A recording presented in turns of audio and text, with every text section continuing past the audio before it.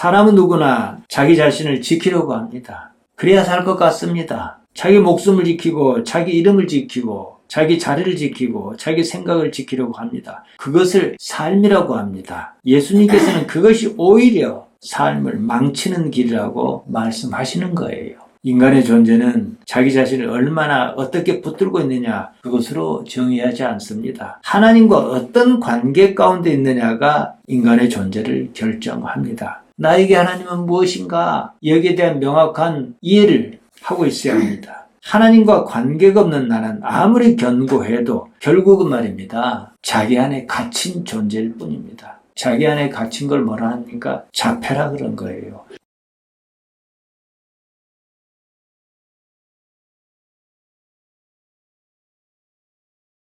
하나님 우리 아버지, 우리가 한 목소리로 말씀을 읽었습니다. 아버지 하나님이여, 친히 역사해 주옵소서. 우리 심령에서 깨달음이 있어 하나님 아버지를 한 발짝이라도 더 가까이 면대하도록 은혜 주옵소서.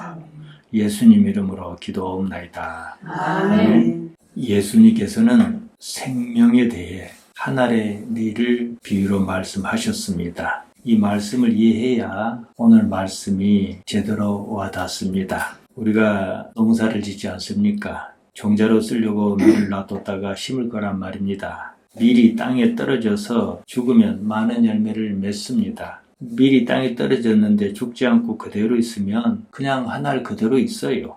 다 압니다. 생명의 원리가 그렇습니다. 이 말씀은 1차적으로 예수님께서 당신의 죽음을 가리켜 하신 말씀입니다. 2차적으로 우리 각자에게 해당하는 말씀입니다. 당신께서 죽으심으로 많은 사람이 산다. 한 알의 밀은 예수님을 가리킨다 그러면 그냥 이해가 갑니다. 죽는 것은 예수님이지 내가 아니기 때문입니다. 내가 한 알의 밀이라면 문제가 조금 복잡해집니다. 내가 죽으면 그만인데 무슨 열매가 어떻게 열린다는 것입니까?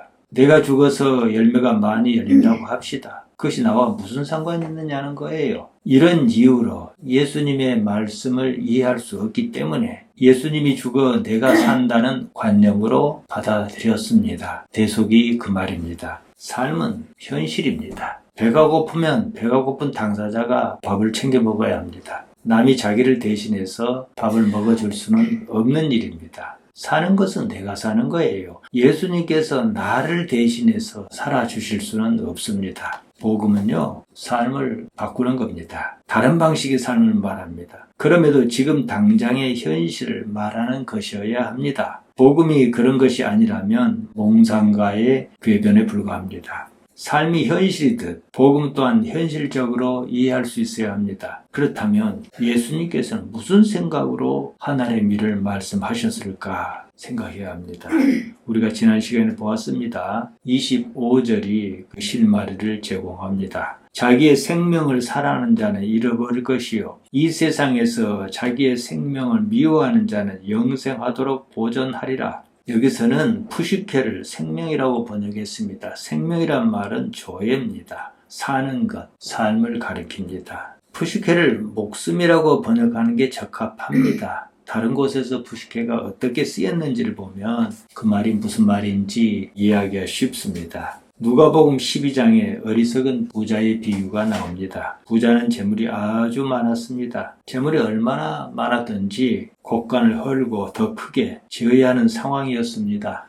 부자는 먹고 사는데 아무런 걱정이 없었습니다. 많은 재물이 자기를 지켜줄 것이라고 믿었습니다. 흡족해서 이렇게 말했습니다. 누가복음 12장 19절입니다. 또 내가 내 영혼에게 이르되 영혼아 여러 해 쓸 물건을 많이 쌓아두었으니 평안히 쉬고 먹고 마시고 즐거워하자 하리라 하되 자기 영혼에게 그렇게 말했다는 겁니다. 그러면 자 여러분 보세요. 영혼이 뭡니까? 나의 영혼이 뭡니까? 그런 것은 개념을 위한 관념입니다. 예수님께서는 부자의 생각에 반하는 말씀을 하셨습니다. 하나님께서 이르시되 어리석은 자여 오늘 밤에 내 영혼을 도로 찾으리니 그러면 내 준비한 것이 누구 것이 되겠느냐 하셨으니 자 여기서 영혼이란 말이 여러 번 나오지요. 푸시케입니다. 아까는 생명이라고 번역했다가 여기서는 또 영혼이라고 했습니다. 푸시케는 숨 쉰다는 말이 푸시코에서 온 말입니다. 숨이 끊어지면 죽지 않습니까? 영어는 구체적인 언어가 아니에요. 개념을 전달하는 관용어입니다. 목숨은 구체어입니다. 숨이 붙어있는 거예요. 그러니까 푸시케는 영혼이 아니라 목숨으로 번역하는 것이 보다 현실적입니다. 숨이 끊어지면 죽지 않습니까? 부자에게 하나님께서 이르시되 어리석은 자여 오늘 밤에 내 목숨을 도로 찾으리니 훨씬 쉽잖아요. 누가복음 12장 19절과 20절에서 예수님께 말씀하신 뜻은 재물이 그 사람의 목숨을 지켜주지 못한다는 겁니다. 더불어 목숨의 주인은 하나님이시라는 거예요. 자기 생각에 부자에게 재물은 목숨을 지켜주는 수단이었습니다. 그로써 자기 목숨을 지킬 것이라고 믿었습니다. 이 정도 하고 요한복음 12장 25절을 보면 그냥 이해가 갑니다. 자기 스스로 목숨을 지키려고 하면 오히려 그 목숨을 잃는다는 말씀입니다. 25절에서 자기 목숨을 사랑하지 말아라는 말씀은 스스로 살려고 하지 말아라 이 말씀이에요. 거기서 그치지 않습니다. 그래야 영원히 산다는 거예요. 자기 스스로 자기 목숨을 지키려고 하지 않는다면 재물에 의지할 이유가 없습니다. 재물이 목숨을 지켜주지 못한다는 것입니다. 오히려 목숨을 주신 하나님만을 의지해야 한다 이 말씀이에요. 한 알의 밀은 땅에 떨어져 죽습니다. 자기 스스로를 지키지 않습니다. 그 길을 가야 한다 이 말씀이에요. 그러면 무슨 일이 일어나는가? 열매를 많이 맺는다는 겁니다. 열매를 많이 맺는단 말이 무슨 뜻이겠습니까? 그냥 한 알의 밀로 있을 때보다 삶이 훨씬 더 풍요롭다 이 말씀이에요. 어떻게 풍요롭습니까? 30배, 60배, 100배로 결실을 맺듯이 그런다는 겁니다. 다시 말하여 지금 우리가 사는 이런 삶은 아닙니다. 삶이 지금 이런 것이었을 것 같으면 예수님께서는 죽으실 이유가 없었습니다. 내가 죽으면 거기서 그만이라면 죽는 것으로 끝날 텐데 왜 죽습니까? 당신 스스로 살려고 하지 않으므로 그런 상황에서 죽음이라는 사건이 닥쳤습니다. 이런 삶이 아닌 다른 삶을 기대하셨다는 말씀입니다. 실제로 그러셨습니다. 부활하신 모습을 보이신 이유가 그것입니다. 예수님께서 부활하셨어요. 부활하신 예수님께서 부활 이전의 삶을 원하시겠습니까? 지금 부활하신 그 삶을 원하시겠습니까? 삶을 이 삶이냐 저 삶이냐 이렇게 보면 답이 나오지 않습니다. 지금 사는 삶 자체를 아예 다르게 봐야 합니다. 이런 삶은 본디 삶의 일부이며 하나의 과정일 뿐입니다. 우리가 이 삶에서 하나님을 알지 어디서 하나님을 알겠습니까? 예수님께서 부활 승천하셨습니다. 그 이후에 예수님의 제자는 삶이 확 다 바뀌었습니다. 그제서야 자기 자신을 버린다는 말씀이 무슨 뜻인지 깨달았습니다. 이후로 자기 자신을 버리는 그 삶을 살았습니다. 사도행전의 기록이 그것입니다. 이런 기조를 바탕으로 성경을 보아야 모든 것이 다 풀립니다. 미랄이 죽는다는 것은 단순히 육체의 죽음을 가리키는 말이 아닙니다. 자기 곧 자아의 죽음입니다. 자기라고 여기는 그것, 자기에 대한 인식의 죽음을 말합니다. 예수님께서는 십자가에 달려 육체로 죽으셨습니다. 부활하셨다는 것은 그런 죽음을 뛰어넘었다는 말입니다. 죽음의 본질이 생체적인 죽음이 아니라는 거예요. 자기를 지키는 것이 삶의 목표가 아니라 하나님께 자기 자신을 온전히 내어드리는 것이 예수님의 목표였습니다. 그것이 삶의 완성이었다는 것이에요. 하나님과 관계가 없는 존재는요, 그 자체가 허상입니다. 요한에게서 한 알의 밀처럼 죽음과 열매는 인과입니다. 거리가 아니에요. 미랄이 죽음으로 하나님께서 상으로 열매를 주시는 것이 아니에요. 죽는 것 자체가 새로운 존재의 싹을 틔운다는 사실을 말합니다. 그러니까 반드시 죽어야 하는 거예요. 나라는 허상을 끝까지 지키려고 하면 나는 나 하나로 끝나고 맙니다. 그 허상이 깨질 때 비로소 하나님으로 인한 실제 존재가 드러난다는 말씀이에요. 그 존재의 영향이 다른 사람에게까지 흘러간다는 겁니다. 그것이 예수님께서 말씀하신 많은 열매입니다. 한 알의 밀은 단순히 예수님의 죽음을 예언한 비유가 아닙니다. 예수님을 따르는 모든 사람이 살아야 할 올바른 삶의 방식입니다. 자기라는 것을 부정해버리면 사나 죽으나 무슨 상관이 있겠습니까? 여기서 우리가 오해하지 말아야 합니다. 자기를 부정하는 것 자체가 목적은 아니에요. 기독신앙은 자포자기가 아닙니다. 어떻게 하면 하나님이란 존재를 나의 현실 세계에 나타나게 할까? 이것이 목적이에요. 그러는 과정에 자기를 부정하는 일이 있을 뿐입니다. 26절까지는 하늘에 미리 죽어서 많은 열매를 맺는다. 자기 목숨을 미워하는 사람의 참다운 삶. 참다운 삶이 뭡니까? 영생이지요. 영생을 얻는다. 그러니까 나를 따르는 말씀입니다. 그리고 이어집니다. 27절부터는 이제 분위기가 확 바뀝니다. 예수님의 고뇌와 그 마음이 담긴 기도가 나옵니다. 주변 사람의 반응과 상황에 대한 요한의 설명과 당시로서는 알 듯 모를 듯 하지만 예수님의 선언이 나옵니다. 오늘 본문을 한마디로 정리하면 이렇습니다. 예수님께서는 제자에게 자기 부인의 길을 요구하시고는 당신께서 먼저 십자가를 향해 가심으로 그 길을 완성하신다는 거예요. 절별로 이제 보겠습니다. 27절입니다. 지금 내 마음이 괴로우니 무슨 말을 하리요? 아버지여 나를 구원하여 이때를 면하게 하여 주옵소서. 그러나 내가 이를 위하여 이때에 왔나이다. 내 마음이 괴로우니 마음이라고 번역한 말 또 푸시케입니다. 푸시케를 마음이라고 번역할 수 있는 것인지 모르겠습니다. 앞서 말씀드렸듯이 푸시케는 기본적으로 숨을 쉰다는 뜻에서 온 말이에요. 목숨이 적합합니다. 목숨이 괴롭다. 푸시케가 테타라크타이 직역하면 이렇습니다. 목숨이 어지럽다. 목숨이 혼란스럽다. 목숨이 불안하다 이 말이에요. 이 말이 좀 어색하니까 마음이 괴롭다 이렇게 번역한 것 같습니다. 앞달락 25절에서 자기 목숨을 사랑하는 자는 잃어버릴 것이라고 말씀하셨습니다. 그 말씀을 하신 예수님께서도 자신의 목숨으로 인하여 고통을 받고 있다. 괴롭다. 이 말씀이에요. 예수님께서는 제자에게만 자기 목숨을 내놓으라고 하신 것이 아니었다는 말입니다. 당신께서도 똑같이 그러셨어요. 다른 한편으로 예수님께서도 우리와 똑같은 사람의 아들이라는 점을 드러냅니다. 사람의 아들은 어떤 형태로든 자기 십자가를 져야 합니다. 당신께서도 사람의 아들이었기에 목숨 때문에 괴로워하셨다는 거예요.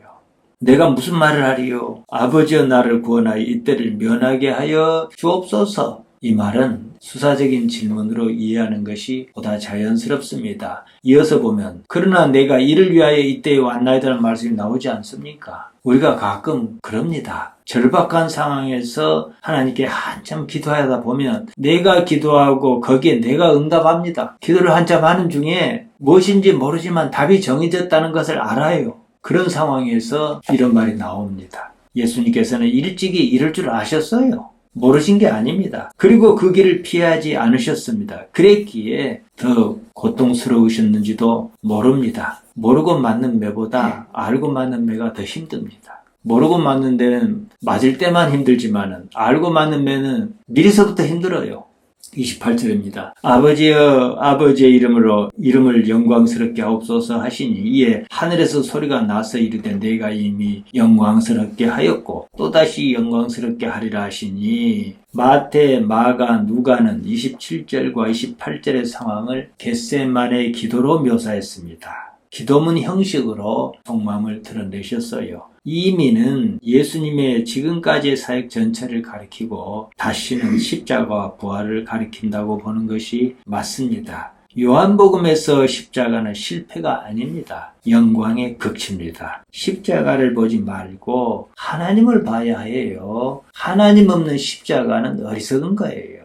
하나님의 의지가 십자가에 있기에 십자가를 지려는 겁니다. 하나님이 중요합니다. 29절입니다. 곁에 서서 들은 무리는 천둥이 울렸다고도 하며 또 어떤 이들은 천사가 그에게 말하였다고도 하니 똑같은 사건을 경험해도 사람마다 다르게 이해합니다. 하나님의 계시 또한 언제나 인간의 믿음과 인식에 따라 다르게 받아들입니다. 사랑은 영원하다 그럽니다. 사랑은 영원해요. 사랑하는 사람이 바뀐다는 거예요.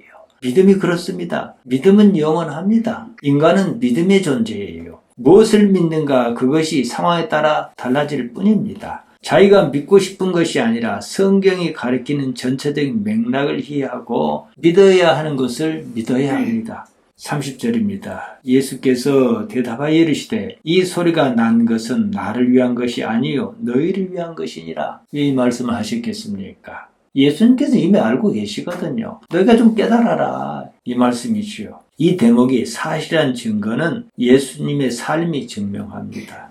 요한은 하나님께서 예수님의 길을 인정하셨다는 사실을 말하고 싶었던 거예요. 예수님께서 무슨 생각으로 이 삶을 사셨는가? 이것이 중요합니다. 31절입니다. 이제 이 세상에 대한 심판이 이르렀으니 이 세상의 임금이 쫓겨나리라. 임금이라고 번역한 말 아르콘입니다. 아르콘은 통치자, 관리, 지도자, 관원, 군주 이렇게 넓게 쓰입니다. 행정적으로 그 일을 수행하는 사람입니다. 요한복음 3장 1절에서 보면 니고데모를 가리켜 유대인의 아르콘이라고 했습니다. 유대인의 지도자란 말입니다. 옛날 우리가 썼던 성경은 유대인의 관원이라고 번역했습니다. 니고데모가 임금은 아니지 않습니까? 아르콘을 어째서 임금이라고 번역했는지를 모르겠습니다. 그러니까 31절은 세상을 지배하는 논리를 말합니다. 권세자가 지배하지 않습니까? 가진 자가 어떻게 하지 않습니까? 어떤 권세도 이제는 의미가 없다. 이 말씀입니다. 심판, 크리시스입니다. 심판이나 판단이나 비판이나 판결이나 재판이나 다 같이 크리시스입니다.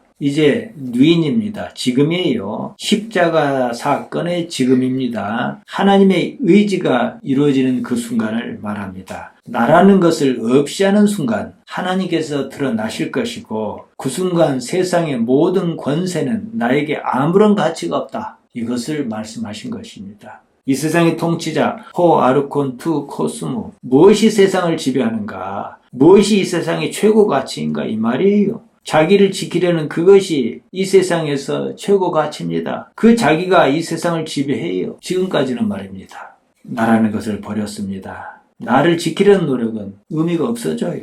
그 자리에 나에게 남은 유일한 가치가 무엇이겠습니까? 오로지 하나님입니다. 영생은 거기에 자연스럽게 잇따르는 문제예요. 다시 말씀드리면 자기를 버리지 않았는데 어떻게 영생을 이해할 수 있으며 영생이 따라오게 됐냐는 겁니다. 32절입니다. 내가 땅에서 들리면 모든 사람을 내게로 이끌겠노라 하시니 들리다는 말 휩싸옵니다. 문자적으로 십자가의 높이 매달리는 것을 말합니다. 다른 한편으로 영광 가운데 높임을 받는 것을 뜻합니다. 요한은 이 말을 중의적으로 썼습니다. 이두로 구분하지 않았어요. 예수님의 사건을 어떻게 이해했든지 간에 십자가로 말미암아 복음이 세상에 퍼져나갑니다. 누구든지 자기 부인의 참다운 의미를 생각하고 받아들여야 합니다. 그러지 않고서는 하나님을 현실적으로 알아차릴 수 없다는 것이에요. 하나님을 기노스코 아는 것이 영생입니다. 요한복음 17장 3절에 나옵니다. 우리 기독신앙은 이 삶에서 하나님을 어떻게 기노스코 몸소 깨달아 알 것이냐 이 문제입니다.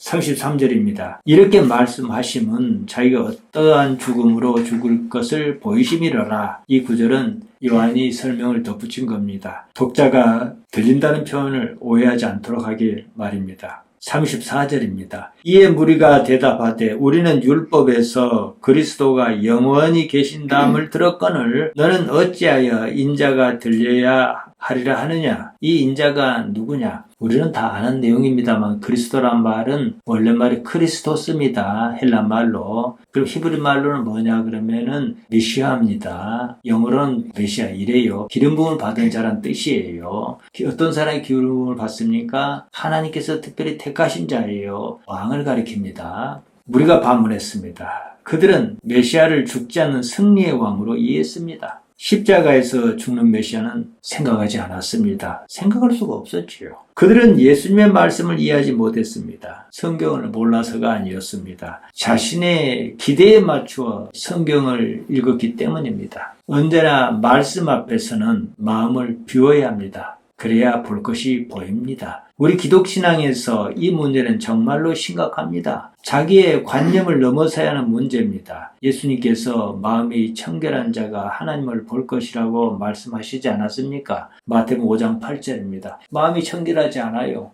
그러니까 무엇이 들어오면 다 걸러내요. 자기가 보고 싶은 거 보고 믿고 싶은 거 믿는 이런 일이 발생하는 거예요. 35절입니다. 예수께서 이르시되 아직 잠시 동안 빛이 너희 중에 있으니 빛이 있을 동안에 다녀 어둠에 붙잡히지 않게 하라. 어둠에 다니는 자는 그 가는 곳을 알지 못하느니라. 어렵게 생각할 것 없습니다. 우리 마을에 가로등을 밝혀놨습니다. 왜 그러겠습니까? 땅을 잘 보고 다니라 해서 그랬을 것 아니겠습니까? 마찬가지라는 거예요. 예수님 자신께서 지금 빛이에요. 그러면은 이 상황에서는 별 문제 없다는 거예요. 그러나 잠시 어두울 때가 있을 거라는 얘기죠. 예수님께서는 논쟁하지 않으셨습니다. 대신에 빛이 너희 가운데 조금 더 있을 동안에 다녀라 이러셨습니다.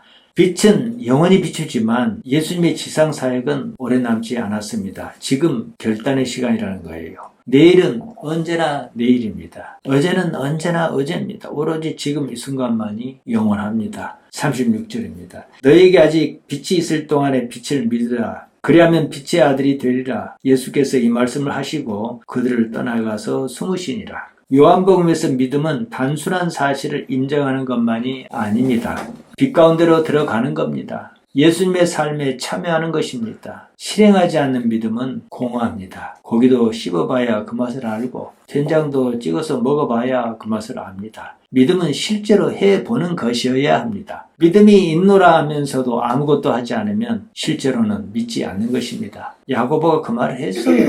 야고보 2장 14절에 나옵니다. 예수님께서 그들을 피하셨다고 합니다. 예수님의 공개 사역은 이것으로 끝냈습니다. 할 수만 있거든 믿음의 삶을 살아야 합니다. 이래 할까 저래 할까 그러면 어느 쪽에 믿음이 있지 그러면 그 일을 택하는 거예요. 믿음의 삶이란 다른 것이 아닙니다. 무엇보다도 자기 삶에서 하나님을 인정하는 것이 우선입니다. 잠언 3장 6절에서 7절에 그 말씀이 나옵니다. 그런 후에 이 삶에서 하나님을 알기 위하여 모든 것을 겁니다. 나는 죽어도 남는 게 뭡니까? 하나님이시지 않습니까? 그러면 여기서 하나님으로 갈아타야 하는 거예요. 심지어 자기조차도 내려놓는 겁니다. 그러면 그 삶에 하나님께서 어찌 나타나시는지 보입니다. 오늘 말씀은 결국 인간은 무엇으로 사는 존재인가를 묻습니다. 사람은 누구나 자기 자신을 지키려고 합니다. 그래야 살 것 같습니다. 자기 목숨을 지키고 자기 이름을 지키고 자기 자리를 지키고 자기 생각을 지키려고 합니다. 그것을 삶이라고 합니다. 예수님께서는 그것이 오히려 삶을 망치는 길이라고 말씀하시는 거예요. 인간의 존재는 자기 자신을 얼마나 어떻게 붙들고 있느냐 그것으로 정의하지 않습니다. 하나님과 어떤 관계 가운데 있느냐가 인간의 존재를 결정합니다. 나에게 하나님은 무엇인가 여기에 대한 명확한 이해를 하고 있어야 합니다. 하나님과 관계가 없는 나는 아무리 견고해도 결국은 말입니다. 자기 안에 갇힌 존재일 뿐입니다. 자기 안에 갇힌 걸 뭐라 합니까? 자폐라 그런 거예요. 자기를 넘어서지 못한 인간이 사실 자폐증 환자예요. 반대로 하나님께 자기 자신을 내놓는 사람은 비로소 하나님 안에서 참다운 존재입니다. 만일 지금 우리가 경험하는 이 삶이 전부라면, 이 삶이 정말로 모든 것이라면 나사렛 그분께서 십자가를 질 이유가 무엇이었겠습니까? 바보짓이지요. 죽음으로 끝나고 말 것인데 십자가는 정말로 미련하고 어리석은 선택이었을 것입니다. 사도 바울은 이걸 깨달았습니다. 하여 고린도전서 1장 18절에서 십자가의 로고스가 멸망하는 자에게는 미련한 것이요 구원을 얻는 우리에게는 하나님의 능력이라고 하지 않았습니까? 바로 이 원리를 사도 바울이 정리한 겁니다. 하나님께서 부활로 전혀 다른 차원의 삶을 예수님으로 말미암아 드러내셨습니다. 그로써 예수님께서는 단순히 죽음 이후의 세계를 증명하신 것이 아니었습니다. 인간이란 존재 자체가 전혀 다른 방식으로 살아간다는 사실을 보이시고 증명하셨던 겁니다. 부활은 죽은 사람이 살아난 사건이 아니에요. 자기를 지키는 존재에서 하나님으로 살아가는 존재로 인간을 새롭게 정의한 사건입니다. 이것이 바로 나사렛 예수님께서 가장 소중히 여기셨던 그 삶입니다. 거기에 따른 변화는 사도행전에서 제자에게 그대로 나타났습니다. 예수님의 제자는 더 이상 자기 목숨을 삶의 기준으로 삼지 않았습니다. 예수님의 부활과 승천을 목격한 제자는 자기 자신을 붙드는데 관심이 사라져버렸습니다. 그때도 하나는 우편에 하나는 좌편에 그랬겠습니까? 제자의 관심은 오로지 하나님께서 무엇을 원하시는가 그뿐이었습니다. 제자는 이미 다른 삶을 살았습니다.